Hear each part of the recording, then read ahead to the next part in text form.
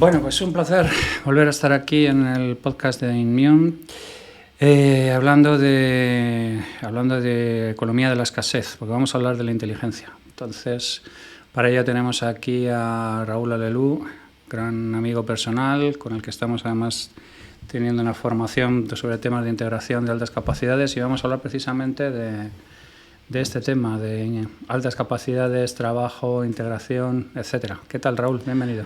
Muchas gracias, Javier. Encantado de estar aquí en Immune otra vez, esta vez hablando de inteligencia, de, como dices, de escasez, de recursos, de talento, de salud mental, que también está relacionado. Eso es. E intentando aportar algo a este campo que en nuestro país, la verdad, que está muy desatendido. Sí. ¿Tú por qué crees que se habla tanto de la inteligencia en abstracto o del talento en abstracto? Y luego tenemos tantísimos problemas, lo estábamos comentando antes fuera de micrófono, para pedir requisitos mínimos de inteligencia para determinados puestos de trabajo o para hablar de cosas. Esto es como una especie de extraño tabú sobre el que no se puede hablar. O sea, se puede ser idiota las 24 horas del día y puedes tener un sitio sin ningún tipo de problemas. Seguramente sea director general. Efectivamente. Pero en cambio no se puede hablar de inteligencia, salvo en abstracto. Salvo en abstracto, quizá porque es un tema o un término muy controvertido.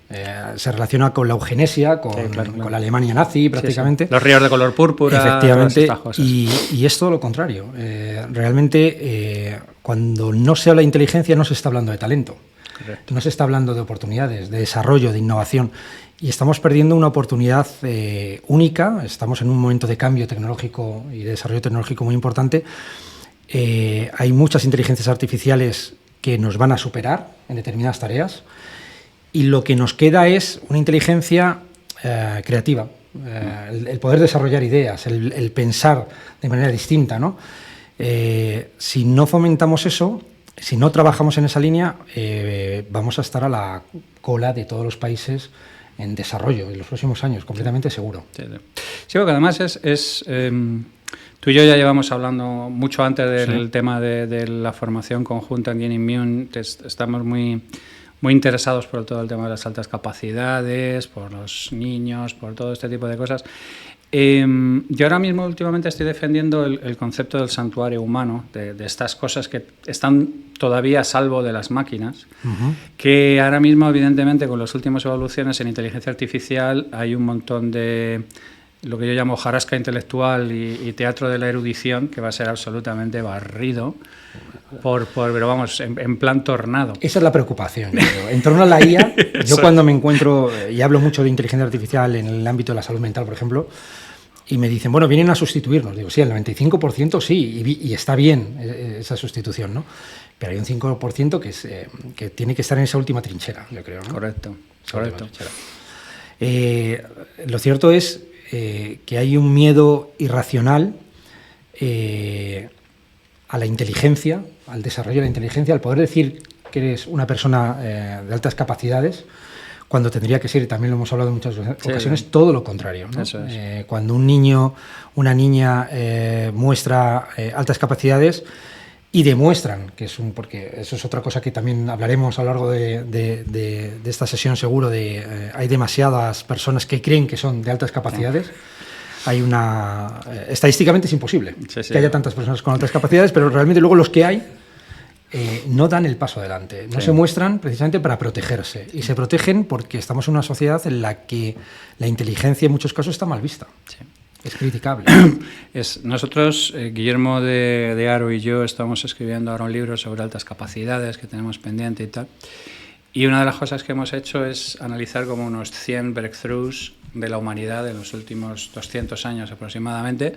La correlación con personas con altas capacidades es de aproximadamente el 85 o el 90%. Y también otra correlación maravillosa, que es que todos mueren mal, terminan, siempre, salvo honrosísimas excepciones, aquello termina de aquella manera. Tesla termina hablando con las palomas en el hotel. El inventor del superheterodino se termina suicidando y haciendo multimillonario a su mujer, porque después de haberse suicidado gana todos los pleitos que le habían planteado sobre sus testas.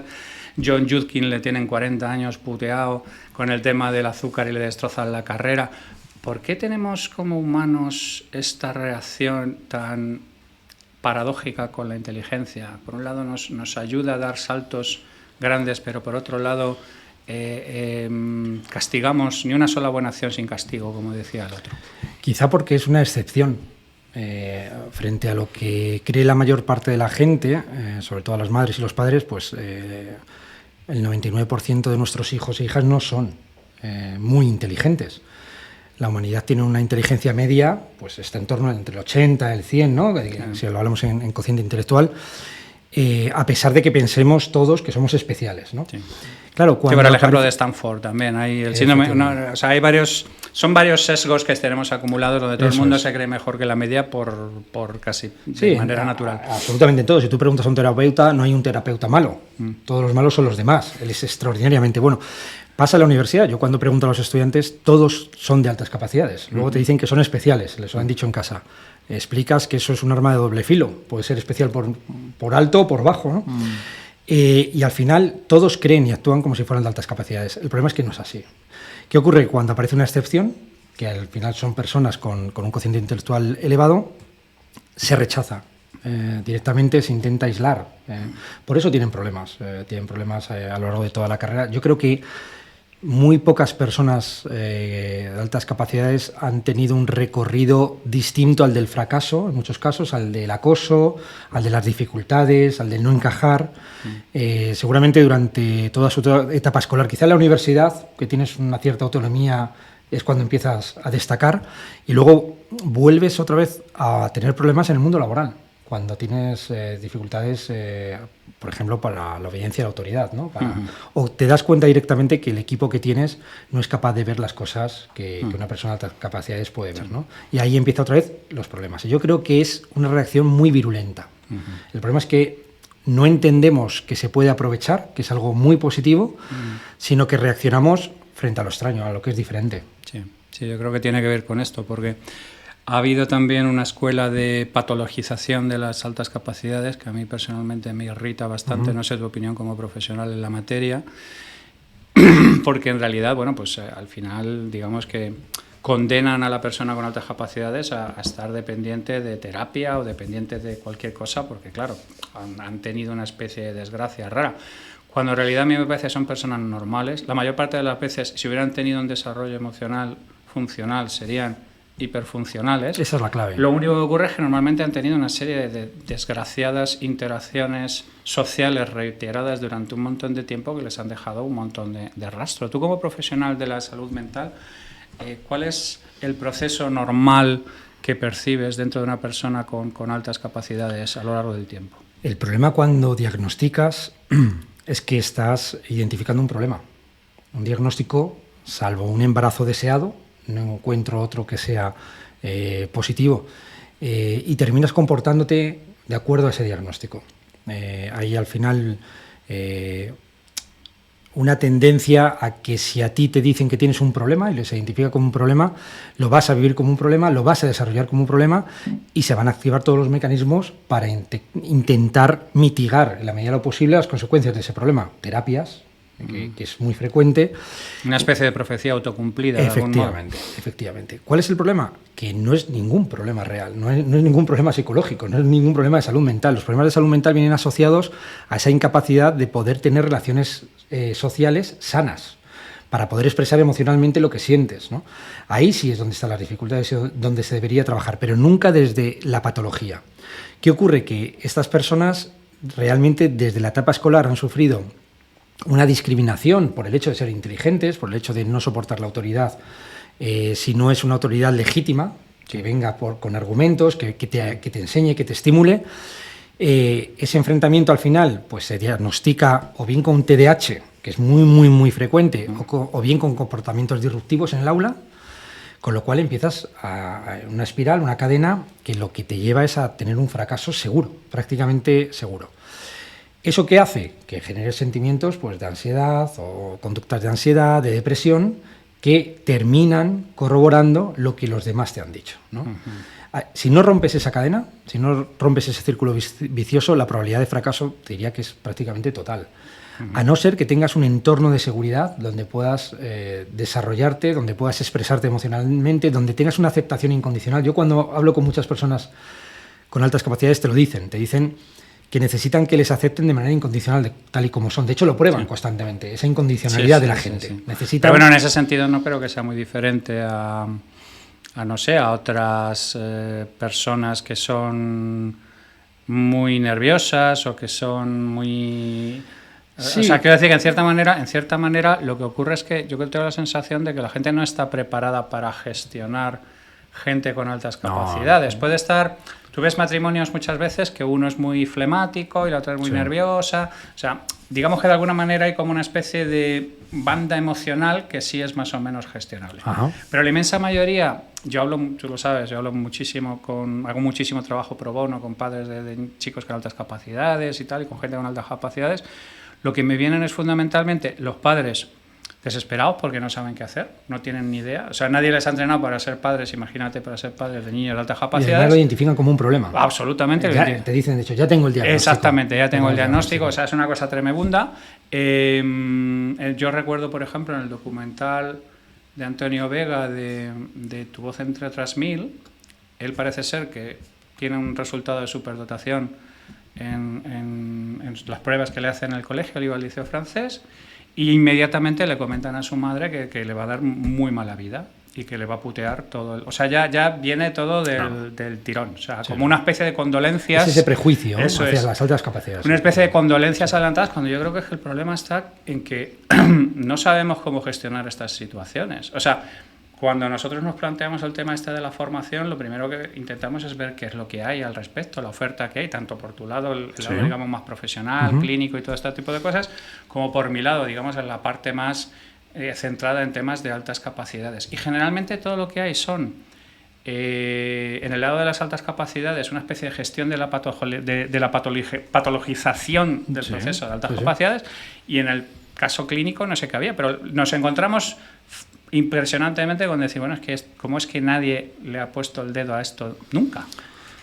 Nadie le ha puesto el dedo nunca. Desde el punto de vista de la salud mental, lo que se trata es de las habilidades sociales. Un proceso de enseñanza de habilidades sociales que tiende al fracaso.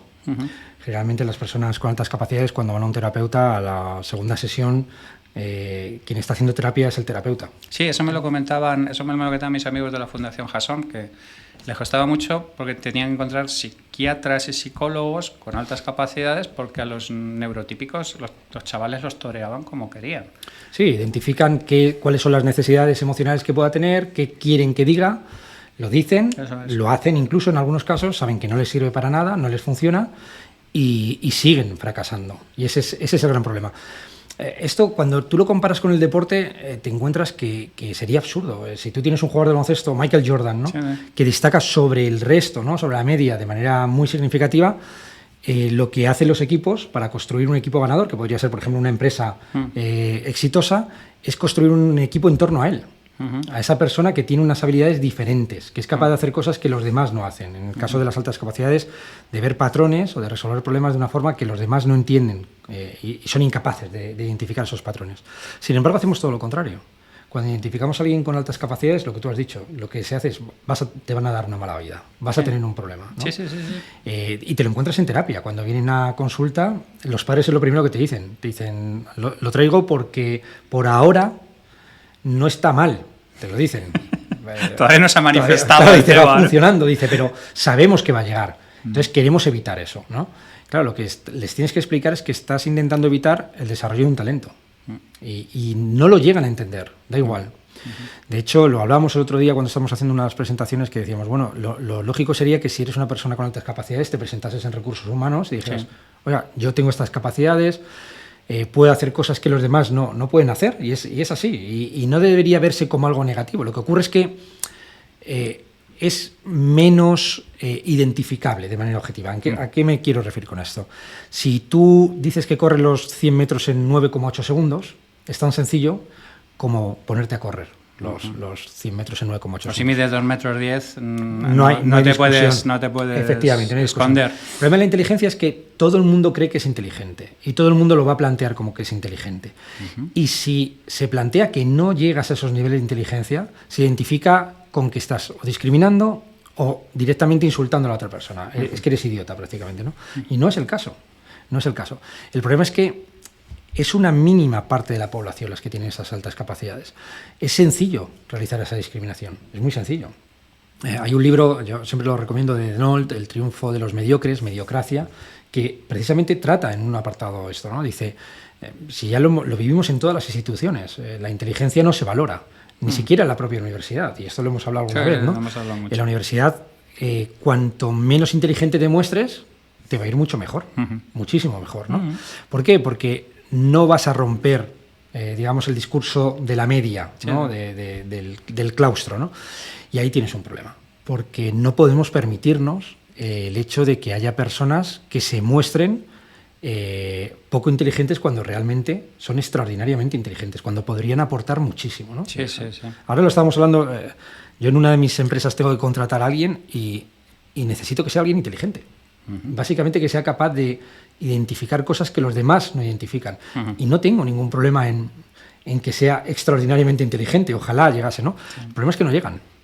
Es lo que te estaba diciendo. Es muy difícil porque la gente se muestra o poco inteligente, o los que son poco inteligentes quieren ser inteligentes.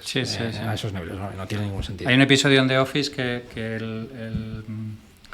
el jefe está completamente obsesionado con entrar en Mensa y naturalmente es el más belloto de todos los que hay ahí. O sea, es una cosa muy curiosa. Sobre las altas capacidades hay un chiste muy viejo y muy perverso que dice que es muy parecido al matrimonio, ¿no? Que los que están dentro quieren estar fuera, los que están fuera quieren estar dentro.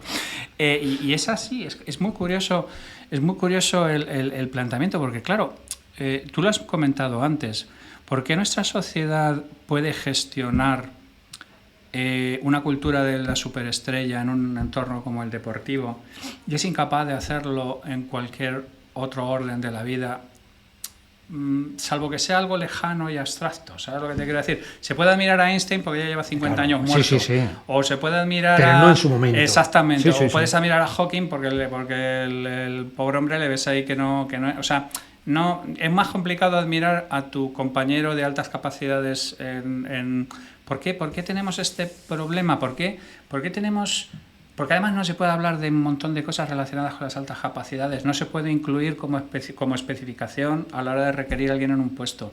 No se puede hablar de asociación, no se puede hablar de hereditabilidad, de que es algo genético. Sí, no se puede. Genético, o sea, hay un montón de charlas sobre altas capacidades que se convierten automáticamente es un tabú. En incómodos. Es un tabú. Sí, es un tabú. Y además, fíjate, el otro día estábamos como en un grupo de discusión y estábamos hablando precisamente también de altas capacidades, salud mental, y hablábamos de un caso de Steve Jobs, por ejemplo, ¿no? Y salió, en la discusión salió un tema interesante, y era, todo el mundo aceptaba que era muy inteligente, se aceptaba relativamente bien porque todo el mundo llevaba un iPad, ¿no? O un iPhone en ese momento, entonces, bueno, me ha venido bien, ¿no? Que sea muy inteligente y tal. Pero salió un capítulo en una de la biografía de Steve Jobs que decía que cuando iba a los consejos de administración muchas veces lloraba. Se ponía a llorar, se enrabietaba, no podía, se iba y tal, ¿no? Y el 90% de la gente que estaba allí decía, ¿lo ves? No funcionan. Esta persona no puede estar ahí, ¿no?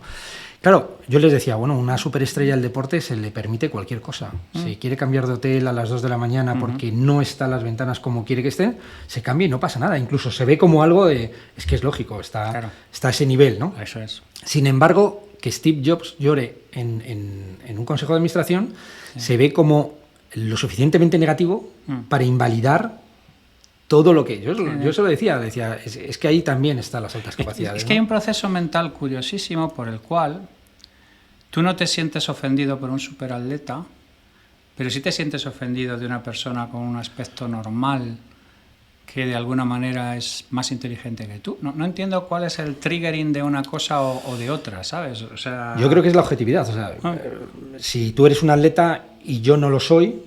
Es evidente, se ve desde el minuto uno. Ahora, no hay discusión. Efectivamente. Todo lo que está sujeto a discusión es como más... Que tú me digas a mí que no tengo ese nivel de inteligencia, me estás diciendo que no soy capaz de hacer algunas cosas. Y es la realidad. No soy capaz de hacer algunas cosas, no soy capaz de entender algunas cosas. Ahora, eso es inaceptable. Está relacionado con el ego, está relacionado con mis emociones, está relacionado... Y lo estamos viendo, esto hace 1 o 2 generaciones no pasaba tanto. La gente podía entender que, de hecho te lo dicen, yo he hablado con gente más mayor, ¿no? En torno a 70, 80 años y te lo dicen, te dicen, yo no era una persona inteligente, te lo dicen, pero era muy trabajador y por eso me valoraban y tal. Y lo dicen con una naturalidad, y de hecho te identifican al inteligente. Te dicen, ese sí era inteligente, y ese sí que destacaba, pero al final acabó mal, siempre todos acaban mal, ¿no? El problema lo tenemos ahora, con estas generaciones, en el que la frustración asociada al concepto de ego, de cómo me valoro yo mismo, al final, ¿no? Es exagerado. Es literalmente exagerado, no podemos gestionar esto, ¿no?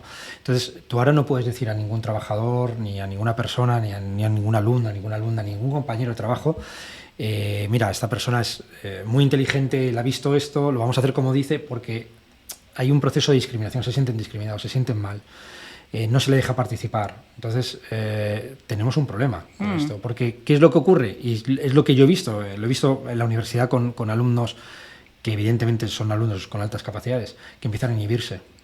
No quieren destacar. Sí, tienen que hacer presentaciones, no quieren. Sí. Tienen una nueva idea y ves que se la dicen al de al lado. Sí. El de al lado lo dice, ¿no? Sí. Con lo cual, cuando te reúnes con esa persona luego en una tutoría y le dices, oye, yo te he visto hacer esto, te lo niega, incluso hasta que te dice, sí, porque yo lo que no quiero son problemas, siempre he tenido problemas. Entonces, yo prefiero que el de al lado lo diga, que él se lleva mucho mejor con la gente y tal.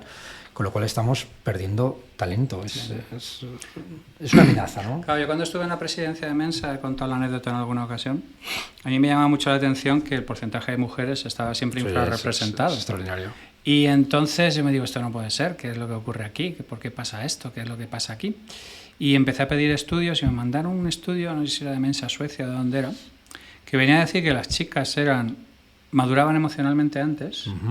Se daban cuenta que ser inteligente no les ayudaba absolutamente en nada de lo que para ellos era prioritario, no les ayudaba a integrarse, no les ayudaba a ligar, no les ayudaba a ser más populares, no les ayudaba a nada, y aprendían rapidísimamente a hacerse las rubias y a tomar viento. Es que las mujeres son más inteligentes, es que es la realidad, y emocionalmente... ¿Por qué de eso no se habla nunca? No, pues fíjate, yo me acuerdo cuando me estaba haciendo mi doctorado en medicina, teníamos un profesor que trabajaba en diferencias hemisféricas entre hombres y mujeres, ¿no? Y era un físico, él cuantificaba y veía que había muchas más conexiones en las mujeres que los hombres, ¿no? Y él lo asoció a un alto grado de inteligencia en las mujeres, ¿no? Le caería... No, fue apartado prácticamente. Claro. O sea, me acuerdo que cuando me matriculé en su asignatura, iba yo. O sea, yo cuando llegué allí, estaba él y, bueno, me he equivocado y me dice, no, te agradezco que hayas venido a la asignatura y tal. Y dije, pero solo estoy yo. Y me dice, sí, es que nadie viene. Estoy aquí porque tienen que generar un cupo y tal, sí, estoy, ¿no? Sí. Y cuando estábamos hablando, él decía, pues es que yo no entiendo el problema, ¿no? Y claro, era un problema social.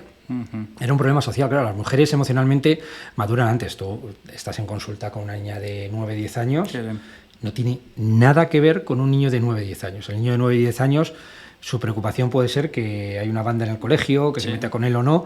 El de la niña es qué va a ser de su futuro, cómo se va a organizar, no sabe qué quiere hacer, etcétera, ¿no? Eso indica una inteligencia emocional superior. ¿Qué es lo que hacen? Identificar los problemas antes que el resto. Y cuando ven que mostrarse inteligente lo que hace es ser la lista, ser la repipi, lo que hacen es directamente inhibirse. No quieren ese problema, ¿no? Perdemos talento, y perdemos talento en las aulas de manera significativa. No creo que haya muchos colegios públicos, esto me ha pasado incluso a mí personalmente con mi hijo, en los que te identifican las altas capacidades con un problema. Y te dicen, este colegio no está preparado. Sí.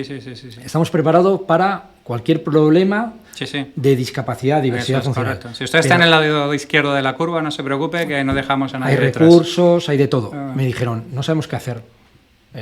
No sabemos qué hacer, ¿qué quiere decir que no sabemos qué hacer? ¿Es un problema? Entonces, es que es un problema. Te lo identifican. Afortunadamente, mi mujer es psicóloga, lo entendemos, pero ¿cuánta gente habrá? Lo que tú has dicho, de decir, bueno, tengo un problema con mi hijo, ¿ahora qué hago con él? Se empieza a identificar como una problemática familiar incluso, ¿no? En la que hay que intervenir. Y encima, como todo se patologiza en esta sociedad, los psicólogos, los psiquiatras entran en esa línea. Entonces, bueno, no hay ningún problema, hay que hacer una terapia, pero una terapia para quitar las altas capacidades. No llego a entender cómo... Yo lo he hablado con alguna persona que me ha venido... Hacer una amputación de IQ. Efectivamente, que me viene y me dice... Es que es problemático, es que es de altas capacidades. Habría que eliminar, y digo, eliminar, ¿cómo eliminas, no? Una lobotomía. Esto pasaba antes con la homosexualidad, entonces yo intento explicarlo igual, ¿no? Yo lo digo mucho, que tenemos mucho que aprender del colectivo gay, ¿no? Porque al final del día es muy parecido. Yo siempre digo que las altas capacidades muchas veces es el síndrome del homosexual en el pueblo pequeño. Efectivamente. Que tú estás ahí, piensas que estás solo, que te ha castigado Dios, que por qué a mí. Que no hay nadie más que no hay nadie más en el mundo, hasta que viene tu amigo, te lleva a la capital y pues eso, hay bares de lo tuyo, hay barrios de lo tuyo, hasta hay festivales de lo tuyo. Y es algo de lo que no hay que hacer alardes, pero no tienes que ocultar. Efectivamente. Y ahora mismo tenemos dos problemas que yo personalmente creo que son dramáticos. Uno, la infradiagnosis. Hay un montón de gente que no sabe exactamente qué es lo que le ocurre, que tiene un montón de problemática y que no está diagnosticada. O son TDAH, o son disruptivos, o son personas directamente... Yo creo que hay un patrón, y esto lo hemos hablado muchas veces, hay un patrón. Si te cuesta... no te voy a decir aceptar la autoridad un 100%, pero si te cuesta, por ejemplo, en un aula aceptar la opinión del profesor con independencia de si tiene conocimiento o no en lo que está hablando, si tienes un sentimiento de justicia muy marcado. Sí, un clásico eso. Y si te sientes que eres distinto a los demás, algo hay. Efectivamente hay algo ahí, seguramente con altas capacidades. Lo que pasa es que te identifican con TDAH, con conducta disruptiva, y por eso está el infradiagnóstico. Yo siempre que me viene con TDAH la gente dice, bueno, es que mi hijo es muy nervioso, me lo han dicho en el colegio, es que molesta, digo, ¿en qué sentido? Que habla con los demás, les molesta, que no atiende. Claro, cuando le explicas las cosas y ves que lo entiende, cuando le explicas algo bastante más complicado, lo comprende sin problema, te das cuenta que no es un TDAH, es una altas capacidades, que en clase se aburre y cuando uno se aburre, pues lo que hace. Claro, pero yo tengo la sensación que en muchas ocasiones es más sencillo chutarle Ritalin al chaval que gestionar un tema para el que no estás... Es un protocolo. Exactamente. Es un protocolo, ¿no? Es un protocolo. Por eso ese infradiagnóstico. Hay muchas personas que cumplen esos patrones y, sin embargo, no voy a hablar de diagnóstico, no están identificados como personas de altas capacidades y terminan fracasando escolarmente. Sí. Tenían... Y aparte del infradiagnóstico está la parte de que otra gran batalla mía inmensa era que la gente lo pusiera en su currículum, o lo pusiera en su LinkedIn, y tú dices, pero vamos a ver, o sea, tú pones ahí un montón de cosas de un grado que hiciste del que ya no te acuerdas de un carajo, que además está completamente desactualizado, donde te han expedido una serie de cosas y no marcas una métrica clara de potencial de desarrollo, de transformación en tiempos de máxima incertidumbre. O sea, tengo la sensación de que uno de los principales problemas que hay con la inteligencia es que no estamos diseñados como sociedad para hacer un justo reparto de ella, y yo creo que hay problemas de segundo y de tercer orden que nos van a venir rápidamente. Yo he estado hablando con rectores de universidades, con grandes conglomerados empresariales, diciendo, oye, mira, hemos abandonado la excelencia en aras de una integración mal entendida, porque es que la curva de Gauss se cumple de manera inexorable en todas partes, y entonces hemos descapitalizado un montón de gente de talento, y dentro de 8 o 10 años se nos jubilan un montón de ingenieros criados en... que tendrían sus defectos y tendrían sus problemas, pero criados en los pechos del puño de hierro y esto, y no tienen sustitución de ninguna clase. No la hay. Y lo he visto esto aquí en universidades laborales. En el caso de Boeing, por ejemplo, en el caso de fabricantes de coches, fabricantes de motores, o sea, dices que se ha ido perdiendo un montón de gente que ha sido educada en un determinado rigor para hacer una serie de cosas, y que ahora seremos mucho más inclusivos y no nos habremos dejado a nadie atrás, pero por el camino no estamos consiguiendo los mismos niveles en un momento además donde la exigencia efectivamente, y la aparición de la inteligencia artificial va a duplicar y triplicar todo esto. Es que vienen nuevos desafíos, claro. Y esos desafíos quizá con la inteligencia artificial vamos a poder cubrir muchísimo, pero hay una parte muy importante que no vamos a ser capaces, ¿no? Y ahí sí se va a necesitar ese talento, esa creatividad, ¿no?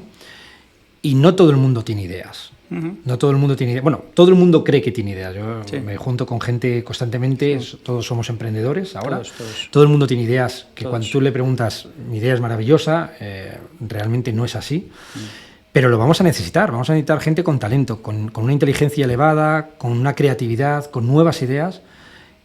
Porque la otra parte, la inteligencia artificial la hace mejor que nosotros, la hace mucho mejor que nosotros, y no hay. Ya no podemos competir ahí, o sea, en lo que yo llamo el teatro de la erudición, ¿no? No, imposible. O la hojarasca intelectual, es que no hay nada que hacer. O sea, busca papers mucho más rápido que tú, los procesa mucho más rápido que tú. Los escribe. Hace resúmenes mucho más rápido que tú, los presenta mucho más rápido que tú. O sea, no hace una serie de cosas que precisamente están conectadas con todo lo que tiene que ver con las altas capacidades, con todo lo que tiene que ver con la resolución de problemas complejos, con lo que hemos hablado del pensamiento lateral, Efectivamente. digamos, el pensamiento alternativo. Ese es lo que yo llamo el santuario humano, lo que todavía está a salvo de las máquinas. O sea, a mí me parece fascinante el proceso que tenemos de autoinmolación humana, en el sentido de que estamos siendo cada vez más peores gestores de los talentos excepcionales, que son los que nos logran hacer esos breakthroughs, y por otro lado es que nos están comiendo por los pies en las tareas de menos valor añadido. Efectivamente. Entonces el hueco es muchísimo más estrecho. Pero al final es el sistema, y yo creo que el sistema funciona precisamente porque se encarga de una mayoría. Sí, de gestionar una mayoría. Tú cuando, por Campana ejemplo, de Gauss, puro y duro. Cuando analizas los trabajos de Einstein, no los hace dentro de un entorno universitario, los hace fuera. Sí, claro. Curie los hace fuera. Siendo gente de aduanas y pensando que era medio idiota. Efectivamente, Curie lo hace fuera también, fuera del sistema. Watson y Crick es extraordinario. La historia de Watson y Crick, yo tuve la oportunidad de hablar con Watson en distintas ocasiones y era impresionante cuando te dice, no lo hubiese hecho dentro de ese sistema. Era imposible porque lo hubiesen directamente bloqueado, vetado o no lo hubiesen dejado. Entonces tenía que mentir para decir lo que estaba haciendo, ¿no? Claro, te encuentras con talentos así cada X tiempo. Pero es que yo creo que los desafíos ahora son mucho más inminentes, el ritmo de aparición de esos desafíos se ha cortado, con lo cual tenemos que tener personas preparadas. La universidad no va a proporcionar eso. Yo creo que centros como Immune sí te lo puede dar, es distinto. Pero la universidad no está preparada para gestionar, está preparada para gestionar la media directamente, ¿no? Entonces tenemos un problema, a mí me preocupa bastante porque no vamos a poder encontrar solución y vienen enfermedades nuevas y vienen desafíos nuevos, tecnológicos y vamos a prácticamente ceder todo a la inteligencia artificial. De hecho ya está pasando. Ya hay gente que me dice, no, he hecho un protocolo de investigación con la IA, ¿no? Y digo, bueno, pero ni siquiera has pensado la idea. No, yo no, a mí no se me ocurre nada. Yo lo que me diga la IA, ¿no? Me parece significativo y me parece peligroso, claro. En nuestro caso nos viene bien. Yo no colaboro con gente así, por ejemplo, en el laboratorio, ¿no? Cuando hablamos de colaboraciones y nos dicen eso, digo, oye, ¿qué ideas tenéis? Y te dicen, no, yo vengo haciendo lo que vengo haciendo toda la vida, este gen o este... Nosotros cortamos directamente. Y sí nos interesa gente que vemos que son disruptores de alguna forma, ¿no? Que te dice, lo que dice mi jefe no me lo termina de creer, he hecho esto cuando nadie me veía, tal. Porque esa ruptura de las normas, esas ganas de innovar, esas ganas de ver si lo que está en tu cabeza es real o no, me parece fascinante. Y yo creo que eso es lo que hay que... Luego no es gente tan complicada de gestionar, de verdad. Es que esa es mi sensación. Hay como una narrativa ahí de gente difícil. Bueno, a mí me gustaría saber cómo demonios llevas tú a la madurez si desde pequeño te hubieran colocado, fueras, yo que sé, el único asiático dentro de una clase de gente de color. O sea, quiero decir que son gente que son producto de una serie de procesos de exclusión social durante muchísimo tiempo, que ya me gustaría a mí a ver cómo lo gestiona la... A mí me recuerda mucho y esto también lo decía Kraepelin, ¿no? Uno de los grandes de la psiquiatría que estableció los criterios diagnósticos de muchas enfermedades, ¿no? Él habla de la locura, que no tiene nada que ver con realmente incluso con las altas capacidades, pero en este caso me recuerda, ¿no? Que decía que las personas con esquizofrenia son como niños, decía, ¿no? Y es verdad, cuando tú les tratas como un niño funciona muy bien todo, ¿no? Las altas capacidades me parece muy similar, tiene una parte infantil extraordinaria y que me parece que nunca se debe perder. Que nunca se debe perder. O sea, las ganas de conocer, de ilusionarse, de innovar, de romper, de no aceptar esa autoridad, ¿no? Yo cuando estoy con mi hijo ahora y directamente me dice que me hace una hoja, ¿no? Firmada para un juez, me lo dice, esto es para el juez, ya no eres mi padre, lo siento, no puedo recibir órdenes tuyas. Y cuando le digo, vámonos, no, habla con el juez, tú ya no eres mi padre, tienes ahí una hoja y tal. Esas ganas de querer romper con las cosas, con esa autoridad, me parece fascinante. Si tú das ese espacio de crecimiento desde esa perspectiva, no vas a tener ningún problema. Son gente que está con muchísimas ganas, que tiene una necesidad de aprender, de conocer, de desarrollar. Que prácticamente les consume. Efectivamente, tienes que dejarles trabajar. Nadie le dice a Jordan cómo tiene que tirar un tiro libre, ¿no? Seguramente nadie se atrevería. Algún idiota lo hizo, seguramente, y se bueno, tuvo que ir, ¿no? sí, no.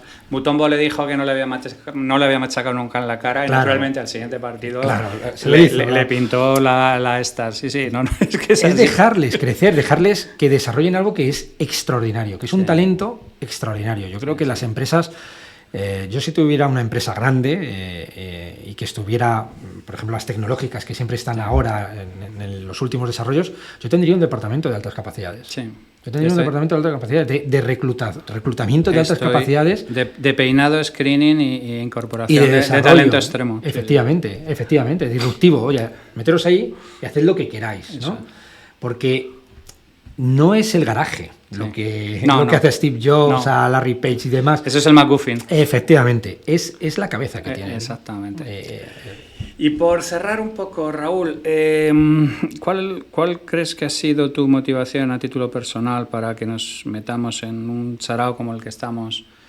La mía te lo cuento rápidamente. Yo personalmente, las altas capacidades, cuando llevas tiempo, se te convierte en una misión, precisamente porque ves estos problemas y venga, lo que haga falta, cualquier cosa que sea necesario.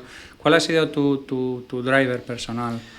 Para salir del pueblo, como tú decías, casi, ¿no? O sea, yo era salir del pueblo. Decir, salir del pueblo y ver si hay más gente ahí te fuera. Sientes distinto, sientes en algunos casos que fracasas, que yo recuerdo muchos profesores, el no sirves para nada, no vas a llegar a nada, ¿no? Un clásico. Y, efectivamente. Y de repente conocerte a ti, evidentemente, querer hacer algo juntos y decir... oye, hay otras cosas que se pueden hacer y además es que creo que es el momento y es importante. O sea, también es un cierto grado de responsabilidad. Sí. Tenemos una responsabilidad para que todas aquellas personas que se sientan así puedan desarrollar su potencial, que las empresas entiendan que esto es muy importante y que es algo que no podemos perder. Eso es. Estamos en una misión, como una misión de Dios, como los Blues Brothers. Pues nada, lanzada la bengala, ha sido un auténtico placer. Gracias por estar con nosotros, Raúl. Gracias a vosotros, un auténtico placer y muchas gracias. Un saludo para todos.